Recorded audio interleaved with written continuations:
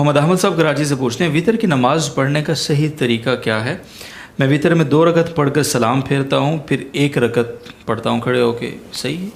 دیکھیں یہ اختلافی مسئلہ ہے اور بعض حضرات کے نزدیک ایک وطر بھی جائز ہے، لیکن جو راجح قول ہے اور جو فقہائے حنفیہ کا مسلک اور مشرب ہے وہ یہ ہے کہ 3 رکعت وطر ہے ایک اسلام کے ساتھ،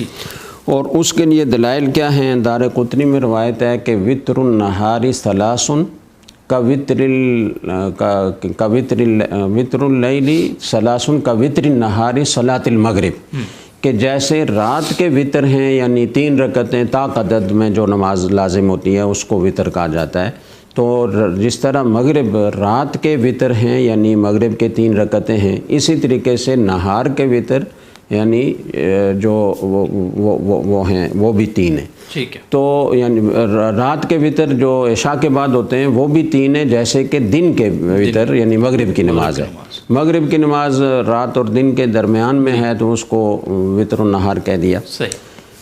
ایک تو یہ روایت ہے۔ دوسری روایت ہے صحیح بخاری اور مسلم کی، حضرت عائشہ رضی اللہ تعالیٰ عنہ سے حضرت ابو سلمہ بن عبد الرحمن نے پوچھا کہ رسول اکرم صلی اللہ علیہ وسلم رمضان کی رات کی نماز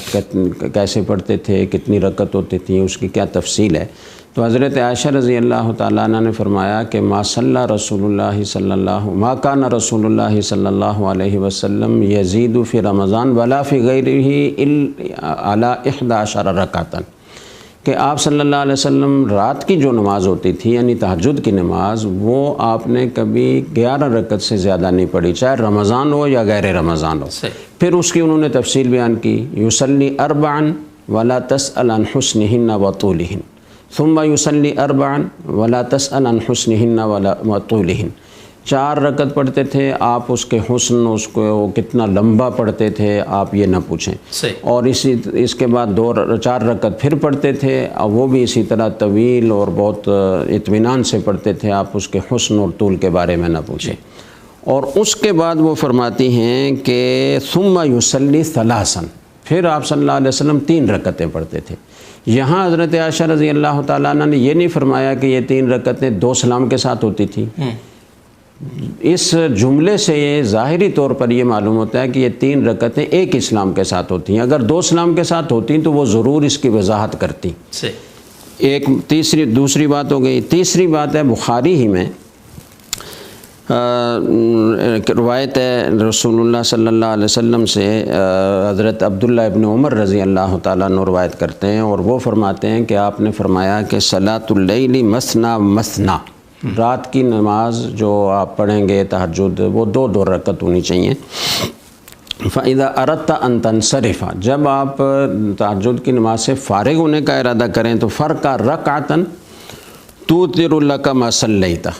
آپ 1 رکعت کا اضافہ کریں تاکہ جو آپ نے 2 رکعتیں پڑھی ہیں اس کے ساتھ یہ تیسری رکعت مل کر تو آپ کے لیے وطر بن جائے۔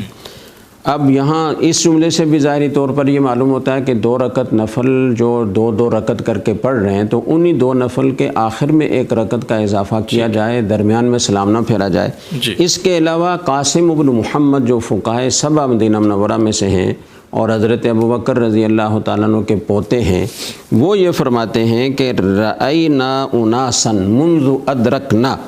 یوترون بثلاث، کہ ہم نے جب سے ہوش سنبھالا ہے اور ہم صحابہ کرام کو دیکھ رہے ہیں کہ وہ 3 رکعت وطر پڑھتے ہیں یعنی ایک اسلام کے ساتھ۔ تو ان ساری تفصیلات سے واضح طور پر یہ معلوم ہوتا ہے کہ 3 رکعت وطر ایک اسلام کے ساتھ پڑھنے چاہیے، 1 رکعت وطر نہیں پڑھنا چاہیے۔